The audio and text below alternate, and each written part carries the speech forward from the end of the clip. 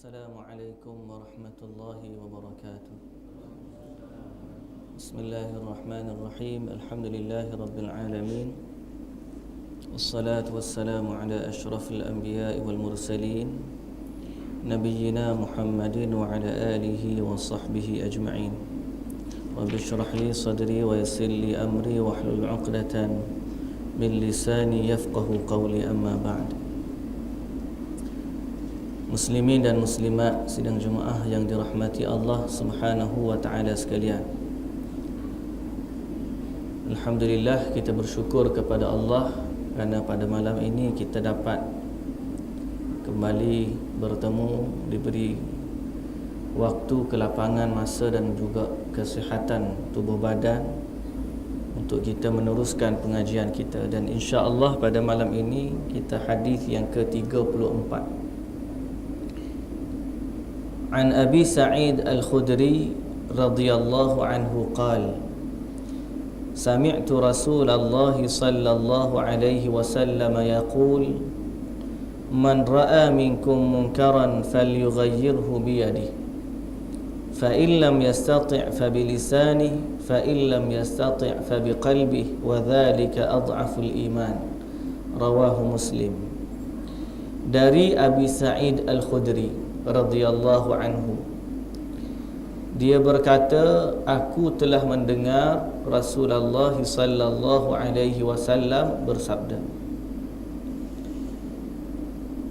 Rasulullah kata, man ra'a minkum munkaran, barang siapa di kalangan kamu yang melihat kemungkaran, falyughayyirhu biyadihi, maka ubahlah dia dengan tangannya. Fa in lam yastati' fa bilisanihi, sekiranya dia tidak mampu, maka dengan lidahnya. Fa in lam yastati' fa biqalbihi, sekiranya dia tidak mampu juga, maka dengan hatinya. Wa dzalika adhaful iman, dan itulah dia selemah-lemah iman. Hadis riwayat Muslim. Sidang Jumaah yang dirahmati Allah Subhanahu wa taala sekalian, kita telah bincangkan sedikit daripada kupasan hadis ini pada minggu lepas, iaitu jelas kepada kita bahawa hadis ini dengan hadis-hadis yang ada sebelum daripada ini,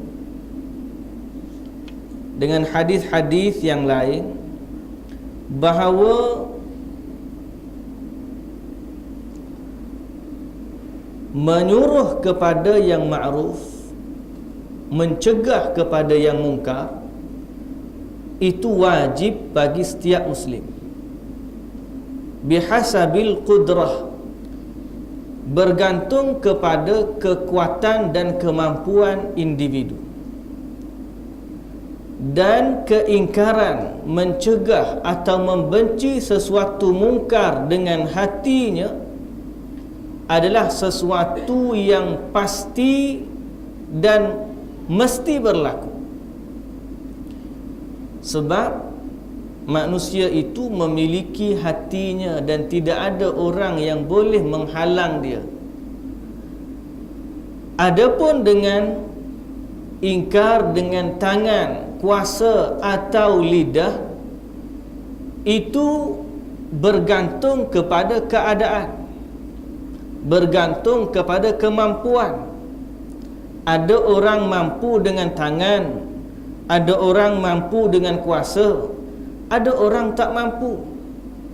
Ada orang mampu dengan lidah, ada orang juga tidak mampu. Tetapi manusia pasti memiliki kebebasan pada sudut hatinya. Sebab itu Nabi SAW kata, siapa yang mencegah dengan hati, itulah selemah-lemah iman. Maksudnya, kadar yang paling wajib ialah mencegah kemungkaran dengan hati. Faman lam yunkir qalbuhul munkar, barang siapa yang hatinya tidak mengingkari kemungkaran dalla ala dhahabil imani min qalbihi, menunjukkan bahawa iman itu telah hilang daripada hatinya. Siapa yang tidak mencegah dengan hatinya, sebab tak ada orang yang halang hati dia. Sebab tu dalam soal keimanan kepada Allah, manusia dalam keadaan apa pun dia memiliki kebebasan untuk beriman kepada Allah. Sebab iman adalah soal hati. Bila orang, para sahabat didatangi dakwah Nabi sallallahu alaihi wasallam, walhal mereka itu hamba. Bilal hamba, Khabbab hamba, Ammar bin Yasir hamba. Anggota mereka, kata-kata mereka adalah milik tuan dia. Dia nak buat apa, itu milik tuan dia, sebab dia hamba. Tetapi hatinya bebas untuk beriman kepada Allah. Sebab itu sidang Jumaah yang dirahmati Allah, apabila bercakap soal hati, hatilah tempat jatuhnya pandangan Allah yang paling utama. Keikhlasan tinggalnya di hati. Tawadhu', rendah diri, tinggalnya di hati. Tawakal kepada Allah, tinggalnya di hati. Hati adalah tempat jatuhnya pandangan Allah. Bukanlah bererti anggota lain tak ada guna dah. Jangan pula kita bila sebut hati merupakan tempat jatuh pandangan Allah, mari pula satu mazhab semayang guna niat. Naya kita. Nah, betul, hati itu ikhlas yang paling utama. Tapi anggota juga ada kerja dia. Sebab itulah dalam hadis ini Nabi kata, siapa yang mampu dengan anggota, liyatafaddal, lakukanlah, itu wajib ke atas. Siapa yang tak mampu dengan tangan, dengan lidah. Siapa yang tak mampu dengan lidah, dengan hati. Baik. Wa ammal inkaru bil lisani wal yad fa innama yajibu bihasbi taqah. Adapun mengingkari dengan lidah dan juga tangan, maka dia wajib bergantung kepada kekuasaan atau kemampuan. Dan kita juga telah sebut pada pertemuan yang lepas bahawa daripada hadis yang dikeluarkan oleh Ibnu Abi Dunya dari Abi Hurairah radhiyallahu anhu qala anin Nabi sallallahu alaihi wasallam qala man hadara ma'siyatan fakarihaha faka'annahu ghaba anha wa man ghaba anha fa ahabbaha faka'annahu hadaraha. Siapa yang mendatangi maksiat, dia mengingkarinya. Dia lihat maksiat tapi dia ingkar. Dia berada dalam majlis tu tapi dia ingkar, maka dia seperti orang yang tidak berada dalam majlis tersebut. Tapi siapa yang tak hadir, yang tidak nampak maksiat tersebut tapi dia suka, dia redha, maka dia samalah seperti orang yang menghadirinya. Jadi kita kalau dalam satu majlis, satu majlis yang berlaku padanya maksiat kepada Allah, kita kena ingkar. Siapa yang duduk juga dalam majlis, maka dia akan dipertanggungjawabkan pada apa yang ada depan mata dia. Paling ringan, ingkar dengan hati. Ingkar dengan hati, atau paling kita kata ingkar dengan hati yang kita mampu buat, kalaulah kita boleh keluar daripada majlis tersebut, keluar. Boleh jadi kita dah tengah kenduri kahwin ke, musim-musim cuti ni, mari macam-macam. Ada dengan nyanyian, ada dengan lagu, macam-macam. Kita nak buat macam mana? Ingkar dengan hati. Jangan kerana terlalu kita kata terbiasa dengan perkara itu, kita rasa biasa. Salah satu juga yang timbul fitnah yang akhir-akhir ni, masa-masa ni yang kita ada, hari ni kebetulan pula 25 Disember, hari Christmas, hari raya. Tidak kita, orang lain. Tapi sebahagian daripada orang kita pula tumpang gembira, pergi di shopping mall sebab cuti je. Ada pula ikon Santa Claus, nah, hok bagi hadiah ke budak-budak. Kita pergi tanggil anak-anak, tidak kita lah, orang anak-anak orang Islam, pergi duk ambil gambar dengan dia, duk salam dengan dia, jumpa, ucap pula selamat hari Krismas kepada dia. Sidang jemaah yang dirahmati Allah, mengingkari perkara itu adalah sesuatu yang wajib. Baru ni saya tengok dalam TV, tengah-tengah tengok TV tu, ada gambar apa, Ipin duduk buat orang ais dalam TV. Lepas tu dia tengok, dia kata selamat hari Natal, selamat hari Christmas lah. Jadi kita bila dengar perkara, bila tengok perkara tersebut, maka tu tercetus dalam fikiran kita. Bila tengok ipin-ipin tu, banyak mana fikiran kanak-kanak yang tengok tu, dia rasa tak apa menyambut perayaan orang kafir. Dan berapa ramai orang pergi ke ICT sambut, sambil bercuti pergi kepada tengok perkara ataupun berada dalam majlis yang sama perayaan orang-orang kafir. Suka saya nak bacakan di sini keputusan Jawatan Kuasa Syariah, Mesyuarat Jawatan Kuasa Syariah Negeri Perak yang bersidang pada 11 Mac 2004 telah memutuskan bahawa merayakan atau menyerupai perayaan orang kafir adalah haram. Merayakan dan menyamai perayaan orang kafir adalah haram. Dan dalam blog Abu Anas Madani, Dr. Abdul Basit juga telah menyatakan bahawa dalam satu artikelnya, iaitu kewajipan orang Islam agar tidak menghadiri perayaan orang kafir, dan larangan menghadiri perayaan orang kafir diambil dari beberapa hadis, dari beberapa dalil. Yang pertama, terdapat beberapa dalil hadis atau juga perbuatan atau dari Nabi sallallahu alaihi wasallam. Nabi kata, man tashabbaha biqaumin fahuwa minhum. Barang siapa yang menyerupai, bertasyabuh, nak buat sesuatu yang sama dengan sesuatu kaum, maka dia tergolong daripada kaum tersebut. Bahkan dalam ayat Al-Quran, Allah Subhanahu wa taala kata,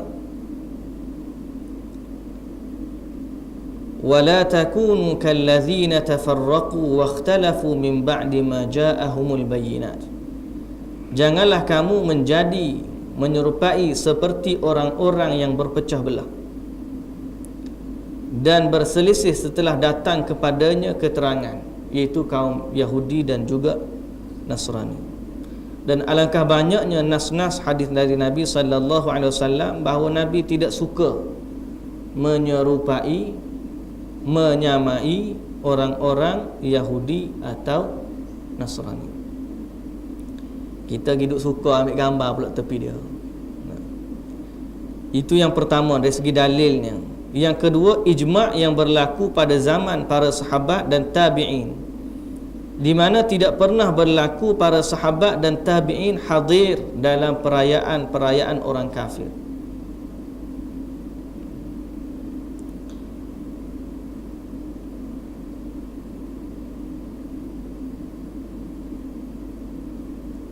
Dan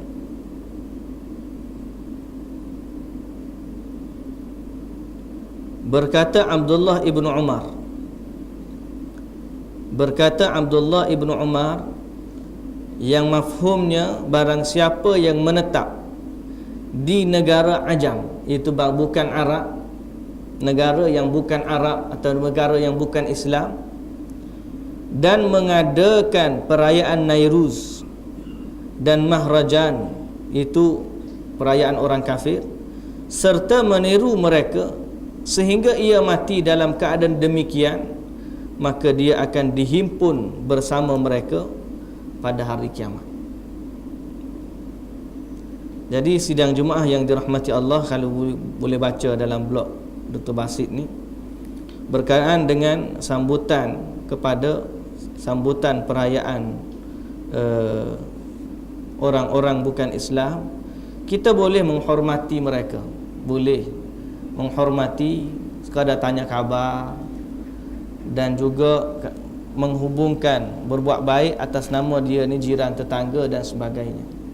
Tapi janganlah sampai kita menjual prinsip agama kita, berada dalam perkara-perkara yang sambutan itu bersifat agama. Sambutan itu bersifat agama. Sebab Christmas ni ialah sambutan perayaan agama Nasrani. Sama juga di Fabali ke dan apa.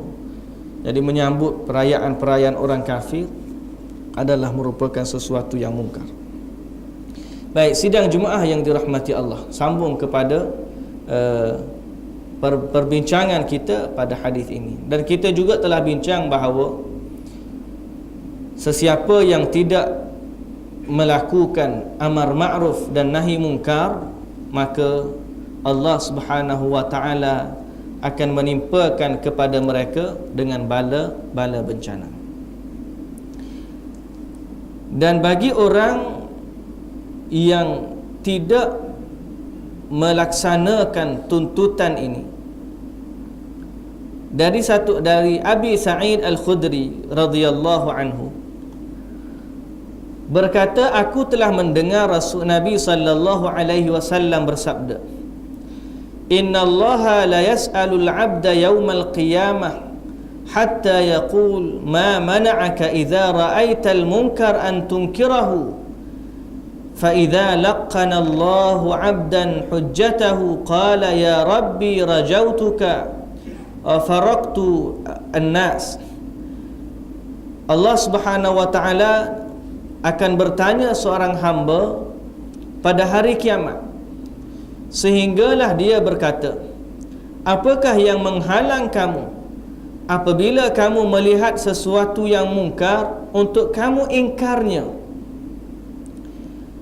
Apabila Allah Subhanahu wa ta'ala telah mengajarkannya atau menyatakan kepadanya hujjah, dia berkata, wahai Tuhanku, aku mengharapkan kamu dan aku berpisah dengan manusia.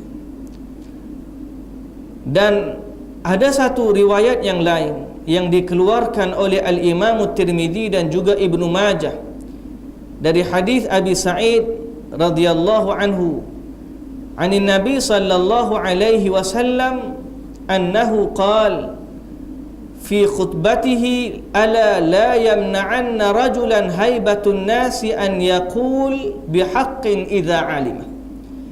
Janganlah menghalang seorang lelaki sifat atau rasa takut kepada manusia untuk dia berkata yang benar bila dia tahu.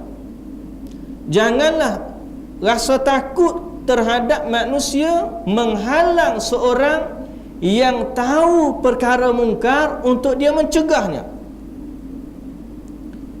Dan berkata Abu Sa'id, wa baka Abu Sa'id, bila dengar Nabi kata begitu, menangislah Abu Sa'id Al-Khudri.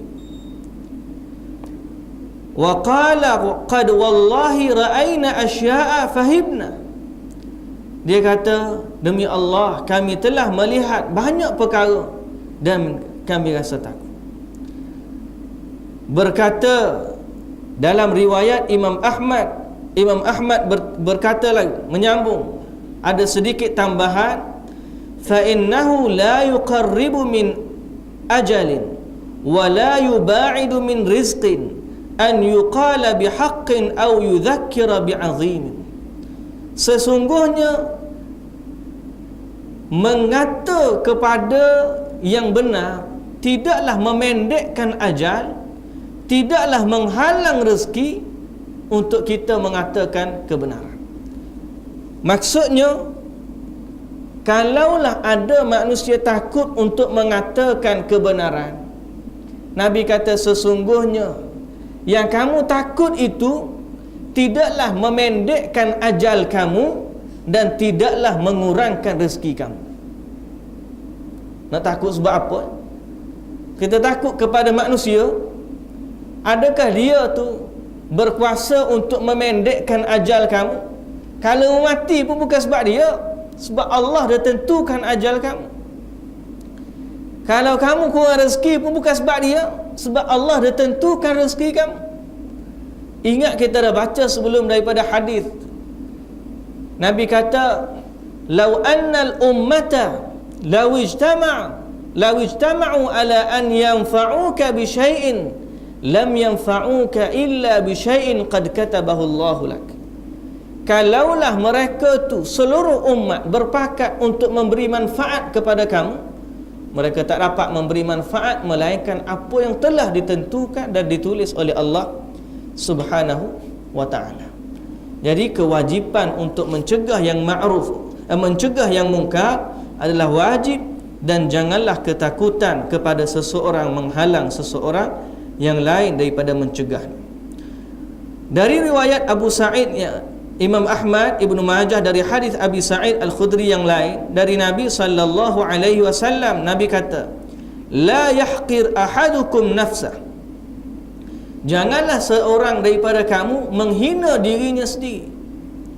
Qalu ya Rasulullah, kaifa yahqiru ahaduna nafsah?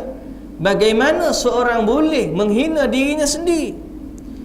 Qala yara amrallahi alaihi fihi maqal thumma la yaqulu fihi fayaqulu Allahu lahu yawmal qiyamah ma mana'aka an taqula fiyya kadha wa kadha fayaqulu khashyatun nas fayaqulu Allahu iyaya kunta ahaqqa an takhsha. Rawahu Ahmad wa Ibnu Majah. Kata dia, bila ditanya Rasulullah sallallahu alaihi wasallam bagaimana manusia boleh menghina dirinya, dia kata, apabila seorang itu melihat urusan Allah yang patut dia katakan sesuatu padanya tapi dia tak kata, lalu ditanya oleh Allah pada hari akhirat, apakah yang menyebabkan kamu tidak berkata sesuatu yang patut kamu kata kerana aku? Lalu dia kata, aku takut kepada manusia. Allah kata, Allah jawab dia, akulah lebih patut kamu takut daripada manusia. Sidang jemaah yang dirahmati Allah Subhanahu wa ta'ala sekalian, hadis ini mahmulan ala an yakuna al-mani'u lahu min al-inkar mujarrad al-haibah dun al-khawf al-musqit lil-inkar. Hadis ini bersifat umum bahawa kita mencegah orang yang tidak mempunyai kekuasaan atau mempunyai kekuatan yang melampaui batas manusia, iaitu dalam soal mencegah kemungkaran yang dilakukan oleh as-sultan, oleh pemimpin. Qala Sa'id bin Jubair, qultu li Ibn Abbas, amuru as-sultana bil ma'ruf wa anhahu 'anil munkar? Qala in khifta an yaqtulaka fala. Berkata Sa'id ibn Jubair, aku tanya Ibn Abbas, adakah aku boleh menyuruh sultan buat benda ma'ruf dan aku mencegahnya buat benda munkar? Berkata Ibn Abbas, sekiranya kamu takut dia bunuh kamu, maka tak payah. thumma udtu, aku pergi tanya sekali lagi, faqala li mithla dhalik. Kalau dia tanya juga, dia tanya sekali lagi, dia kata begitu juga. Kalau kamu takut dia bunuh kamu, maka tak payah. Ulang 3 kali. Dia tanya lagi buat kali ketiga, dia kata in kunta la budda fa'ilan fa fima bainaka wa bainahu. Kalau kamu nak tegur dia juga, maka itu antara kamu dengan dia. Kalau dia buat gapa-gapa kepada kamu, maksud kamu dah sanggup untuk menghadapinya. Tapi maksudnya tidaklah menjadi kewajipan untuk mencegahnya dengan tangan. Tapi dengan hati kena tak? Dengan hati itu macam kita kata tadi, tidak ada alasan untuk dia tidak mencegah dengan hati. Maksud di sini ialah dengan tangan. Baik. Jadi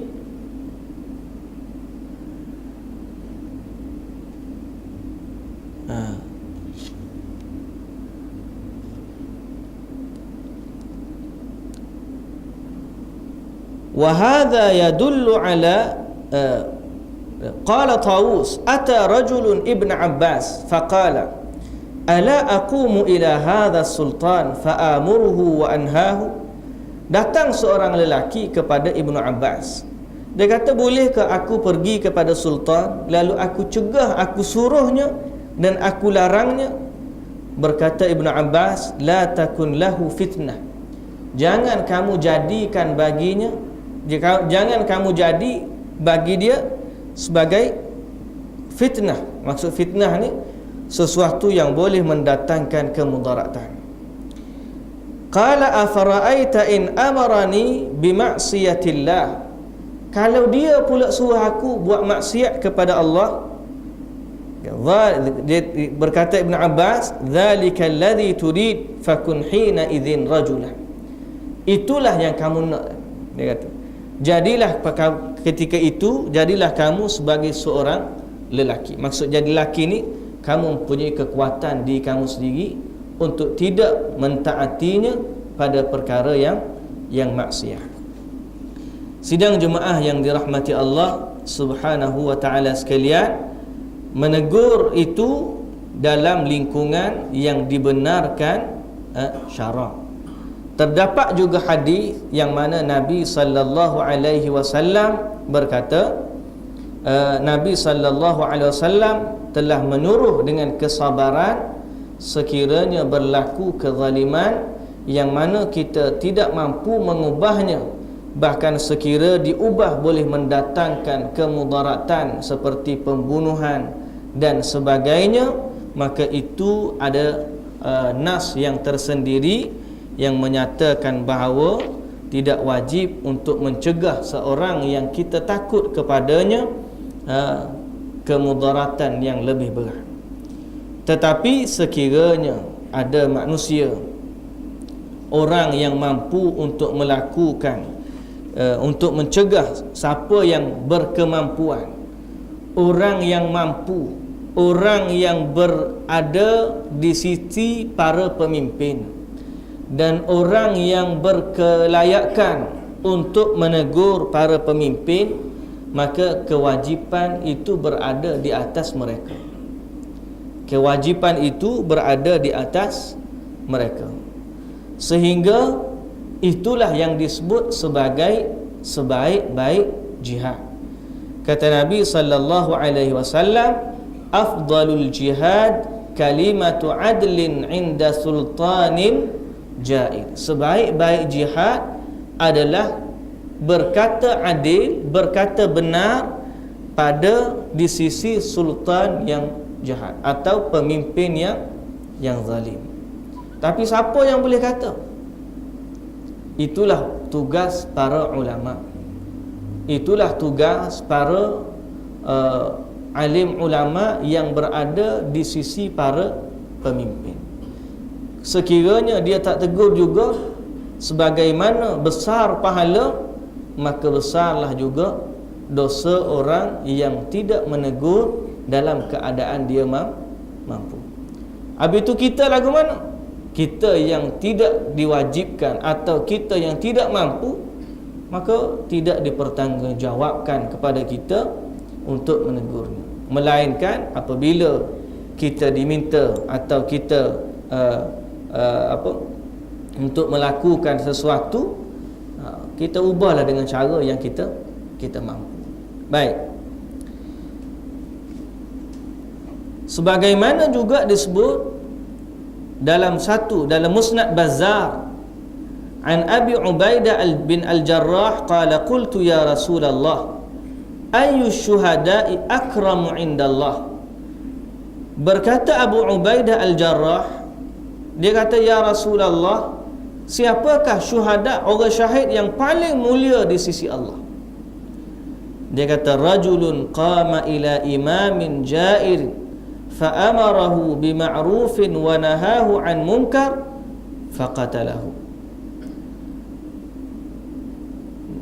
Nabi kata, seorang lelaki yang pergi kepada imam atau pemimpin yang jahat, dia menyuruhnya dengan ma'ruf dan mencegahnya dari munkar, lalu dibunuhnya, maka itu adalah semulia-mulia para syuhada. Tapi hadis ini dalam sanadnya ada jahalah dan diriwayatkan dengan makna dengan jalan yang banyak, tapi semuanya adalah dhaif.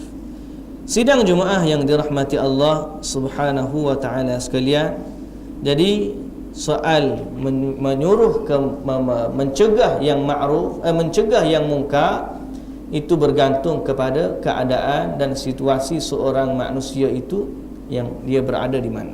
Baik.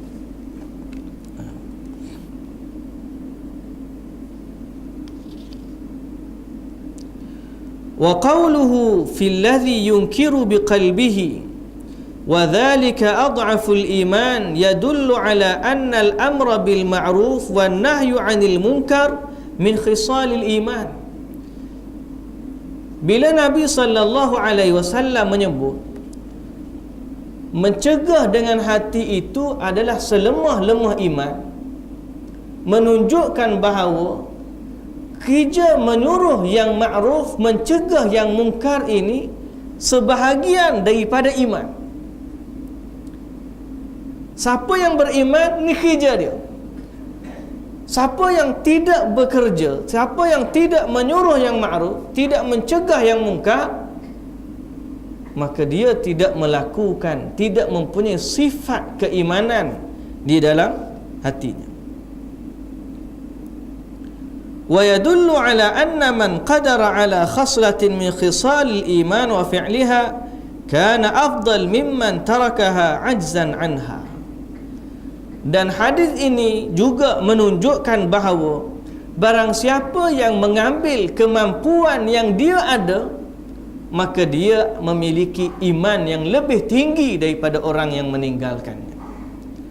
Bila Nabi kata berkait dengan iman, maka siapa yang boleh mencegah dengan tangan, dia berusaha untuk mencegah dengan tangan kanan, dengan tangannya, maka dia adalah orang yang meninggikan imannya. Gak kita ni takkan selamanya kita nak duduk main tahan dalam duduk dalam hati selama-lamanya. Kita ni, aku cegah dah dalam hati. Daripada dulu sampai sekarang, cegah dalam hati. Hak anak kita pun cegah dalam hati, hak isteri kita pun cegah dalam hati, hak jiran kita pun cegah dalam hati. Semua cegah dalam hati. Takkan hati kita, iman kita ni duduk setara tu je. Bila Nabi kata wa dzalika ad'aful iman, menyuruh yang ma'ruf, mencegah yang munkar ada kaitan dengan iman, maka iman kita ni bertambah dengan kerja ni. Bila kita suruh orang buat benda ma'ruf, kita cegah orang buat benda munkar, kita cegah dengan hati kita lemah. Bila kita cegah dengan lidah kita, maka bertambah kuat. Bila kita boleh cegah dengan tangan kita, maka bertambah kuat. Siapa yang menghidupkan hijab ini, maka insya-Allah dia adalah sebahagian daripada jalan untuk kita meningkatkan keimanan. Sebab tu siapa yang boleh buat, Allahu Akbar, boleh pergi tengok benda mungkar, tarik, tumbangkan ataupun jatuhkan atau ubah dia, maka itu ada kekuatan iman dia. Tengok orang bukan Islam, kita pergi sembang dengan dia, ajak dia masuk Islam, itu menambah keimanan kita. Tengok orang tidak solat, kita jangan ingat kita nak solat je menambah iman. Kita pergi ajak orang solat, itu menambahkan keimanan kita kepada Allah Subhanahu wa ta'ala. Jadi kalau orang yang tak mampu nak buat baik ataupun tak mampu dia nak buat kebaikan, maka dia cegah benda mungkar. Dia tak mampu nak buat baik, tak mampu juga nak suruh orang buat benda baik, tak reti nak ajar, maka sekurang-kurangnya dia cegah benda mungkar. Tak reti nak ajar, antara menyuruh benda ma'ruf, mencegah dengan mungkar ni mana mudah. Dari sudut ilmunya mudah cegah dengan mungkar, tak payah buat. Tapi dua-dua tu kena belajar juga. Tak boleh nak kata pakai tegur begitu tanpa ada ilmu, nanya pula kita. Tapi nak ajar benda ma'ruf, payah. Cegah, tahan. Menyuruh benda ma'ruf, dia tak ada dengan hati. Aku suruh dah, suruh lagu mana? Suruh dengan hati. Dah. Tak ada suruh dengan hati. Tapi mencegah yang mungkar ada dengan hati. Boleh. Wa qawluhu man ra'a minkum munkaran yadullu ala anna al-inkar muta'alliqun bir-ru'yah. Falau kana masturan falam yarahu walakin 'alima bihi fan-nusus fal-mansus 'an Ahmad fi aktsari riwayat annahu la yu'ridu lahu wa annahu la yufattishu ala ma istaraba bihi wa anhu riwayatun ukhra annahu yukshifu al-mughatta idza tahaqqaqahu walau sami'a sawta ghina'in muharram aw alatil malahi wa 'alima al-makana allati hiya fihi fa innahu yunkiruha li'annahu qad tahaqqaqa al-munkar wa 'alima mawdi'ahu fa huwa kama ra'ahu nassa 'alayhi Ahmad wa qala idza lam ya'lam makanahu fala syai'a 'alayhi. Orang yang melihat kemungkaran, maka dia, Nabi mengaitkan dia dengan melihat. Sekiranya dia tak nampak, tapi dia tahu. Sekiranya dia tak nampak, tapi dia tahu, bahkan dia tahu dengan tempat di mana perkara itu berlaku, Imam Ahmad kata kena pergi cegah. Sekiranya dia tak tahu, maka tak apa. Sebagai contoh, dia kata dia dengar satu muzik lagu, dengar lagu, sekapur dengar lagu ni. Kita kata mana anak siapa dengar lagu, kita tak tahu nak pergi mana, maka tak wajib kita tegur, sebab kita tak tengok. Tapi kalau kita tahu di mana, walaupun kita tak nampak, kita dengar, ni rumah fulan bin fulan tu buat, kita tahu rumah dia, maka Imam Ahmad kata samalah seperti kita melihat perkara itu berlaku. Boleh faham? Wa amma tasawwarul judran ala man alima ijtima'ahum ala munkar faqad ankarahu al-a'immah. Adapun kalaulah kita tahu ada benda yang mungkar orang buat berlaku, kita tak tahu di mana, kita pula pergi mengendak daripada satu rumah ke satu rumah, satu rumah ke satu rumah, maka itu diingkari oleh para ulama. Jadi contohlah, kita katalah ni ada laporan maksiat berlaku di rumah fulan bin fulan, tahu secara betul rumah dia. Dia kata aku tak tengok, tak apa.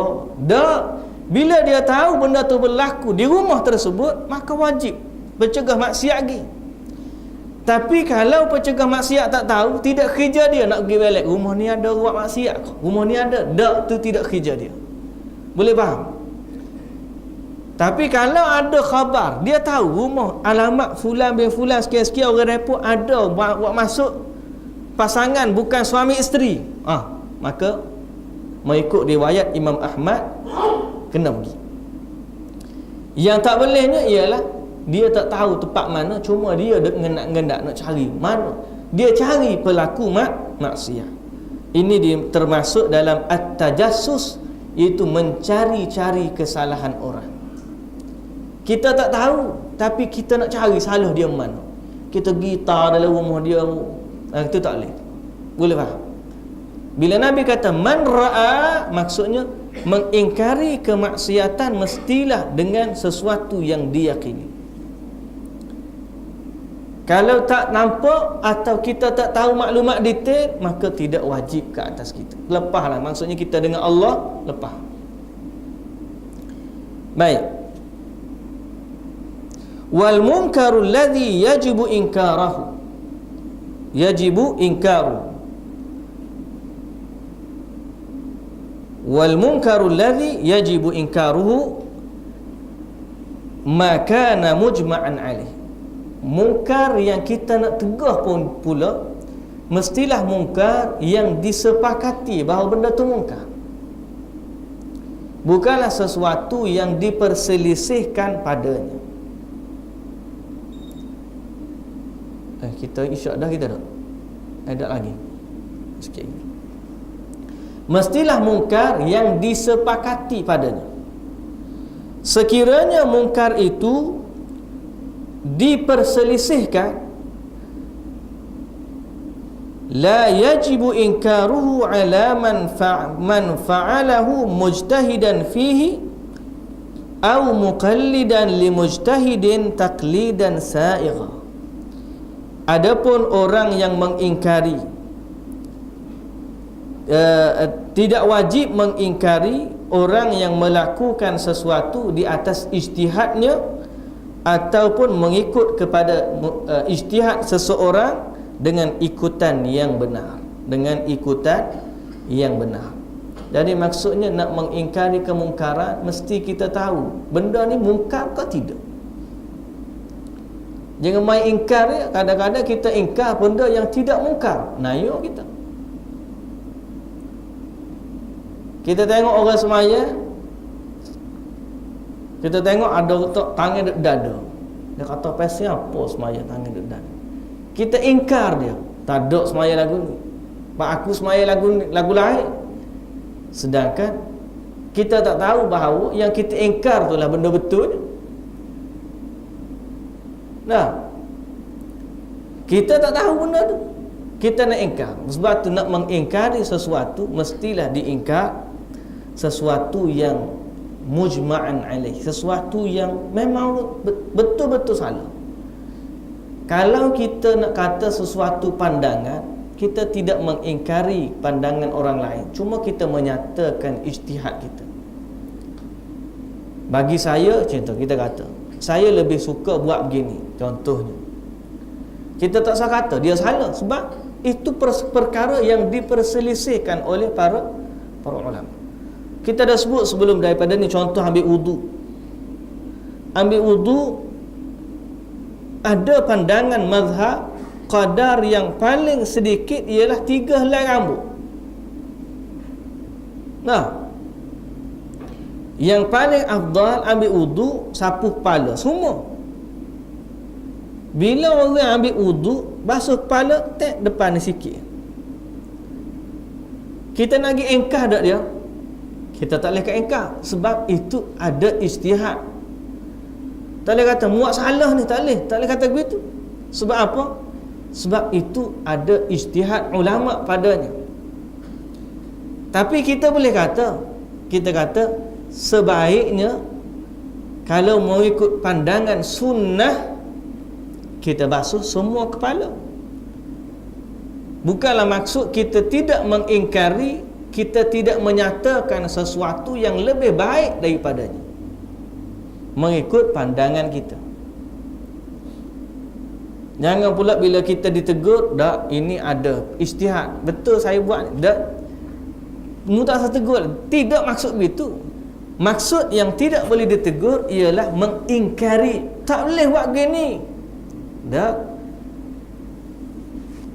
Bukan mengingkari, tapi menyatakan pendapat yang lebih baik itu dibenarkan. Kita kata tengok awak gitu.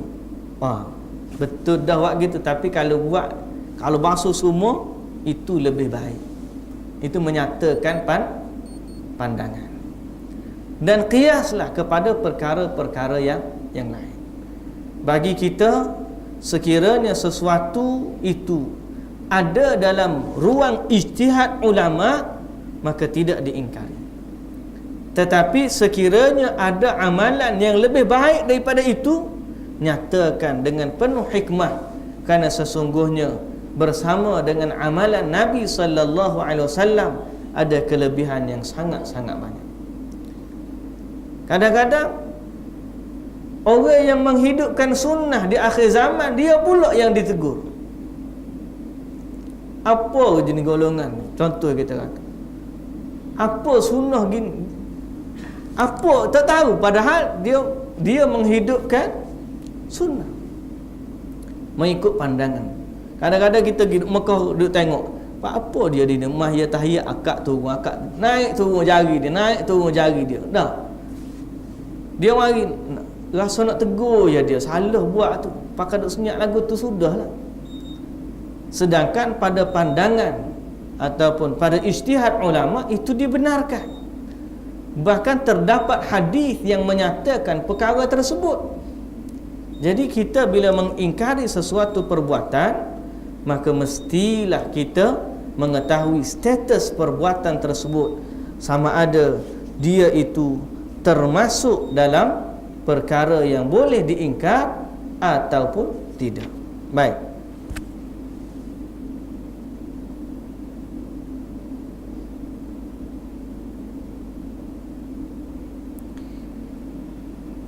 Dan ketahuilah, kata Imam Ibn Rajab, sesungguhnya menyuruh yang ma'ruf, mencegah yang mungkar, kadang-kadang dilakukan kerana mengharapkan pahalanya. Kadang-kadang dilakukan sebab takut kepada bala atau hukuman bagi yang meninggalkannya. Kadang-kadang disebabkan kerana marah kerana Allah, disebabkan kerana nasihat kepada mukminin, disebabkan kerana rahmat bagi mereka, dan disebabkan kerana mengharapkan mereka itu diselamatkan daripada bala bencana Allah di dunia dan juga di akhirat.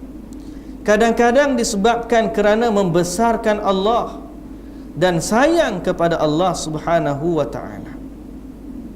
Dan sesungguhnya inilah sebab-sebab yang menyebabkan para ulama terdahulu mengamalkan atau menegur orang-orang yang berbuat salah. Kita dalam mencegah yang mungkar, menyuruh yang makruf, kita buat tu sebab pertama nak pahala. Siapa yang buat kita tegur, maka dia dapat pahala, kita juga dapat pahala. Yang kedua, kerana kita takut kalau kita tak tegur, kita tahu salah, kita dapat dosa. Jadi untuk menyelamatkan diri kita daripada dosa, kita tegur. Sama ada dia nak buat atau tak nak buat, itu kerja dia. Kalau dia buat, alhamdulillah dapat pahala. Kalau dia tak buat, kurang-kurang kita lepas daripada dosa. Ataupun kerana kita marah kerana Allah, bila dia buat mungkar, itu menjatuhkan maruah agama Allah, kita tegur dia kerana sayang kepada agama. Ataupun kita tegur sebagai nasihat, oleh kerana dia ni sama-sama mukmin, maka kita nasihat, saling menasihati. Ataupun kerana kita sayang, memang kita tegur pun sebab dengan kasih sayang.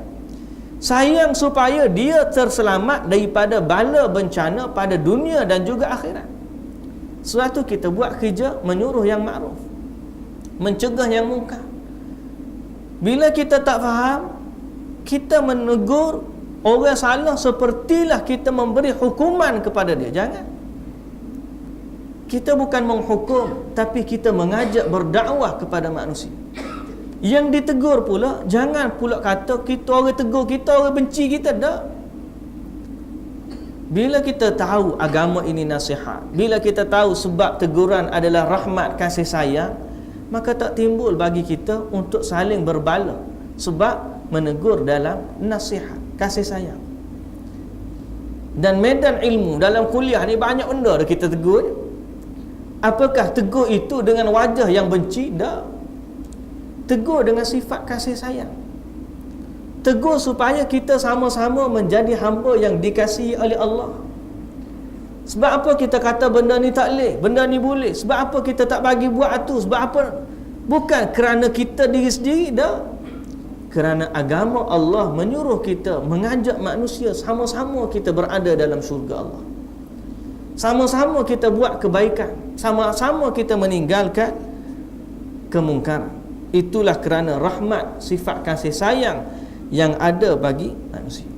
Janganlah sekali-kali kita menegur disebabkan rasa riak, kerana sombong, kerana takabur, kerana nak tunjuk kita pandai dan sebagainya. Jangan. Bila kita nak beramal dengan hadis ini, maka bersihkanlah niat kita. Sebab apa kita tegur? Man ra'a minkum munkaran, siapa yang melihat kemungkaran, falyughayyirhu biyadi, cegah dengan tangan. Sebab apa?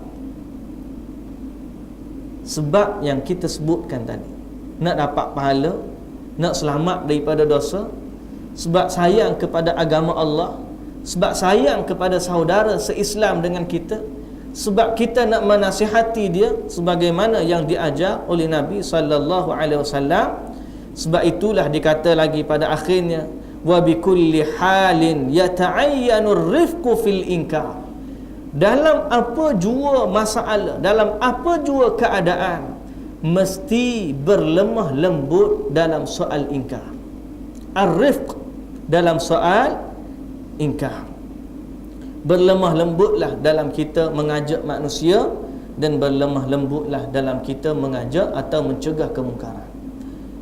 Sama ada soal manusia biasa ataupun soal kepimpinan, soal orang atas ke orang bawah, maka gunalah pendekatan yang pintar dan cerdik, yang penuh dengan hikmah, supaya apa yang kita hajatkan itu mencapai maksud yang sebenar. Banyak mana hari ini kebenaran itu hilang kebenarannya disebabkan orang yang membawa kebenaran. Bukan masalah dia tak benar, tapi cara dia membawa kebenaran tersebut sehingga orang benci kepada kebenaran. Sebab itulah dalam soal amar ma'ruf nahi munkar perlu kepada fiqhul waqi', tahu apa yang sedang kita hadapi dan apa yang kita nak tegur. Wallahu a'lam. Rasanya sekadar itulah dulu untuk pada malam ini. InsyaAllah pada pertemuan kita jumpa tahun depan lah pula. Nah, hamba lagi boleh jumpa tahun depan pula boleh jumpa. InsyaAllah tahun depan kita baca hadis yang ke-35 pula. Apa yang baik dari Allah Subhanahu wa taala, yang tidak baik dari kelemahan saya. Subhanakallahumma wa bihamdik, asyhadu an la ilaha illa anta, astaghfiruka wa atubu ilaik. A'udzubillahi minasyaitonir rajim. Bismillahirrahmanirrahim. Alhamdulillahirabbil alamin, wassalatu wassalamu ala asyrafil anbiya'i wal mursalin, nabiyina Muhammad wa ala alihi wa sahbihi ajma'in. Ya rabbana lakal hamdu kama yanbaghi li jalali wajhika wa 'azimi sultanik. Allahumma ighfir lana dhunubana wa liwalidina warhamhum kama rabbawna shighara, wa li jami'il muslimina wal muslimat wal mu'minina wal mu'minat al ahya'i minhum wal amwat bi rahmatika ya arhamar rahimin. Sallallahu ala nabiyyina Muhammad wa ala alihi wa sahbihi wa sallam, walhamdulillahi rabbil alamin.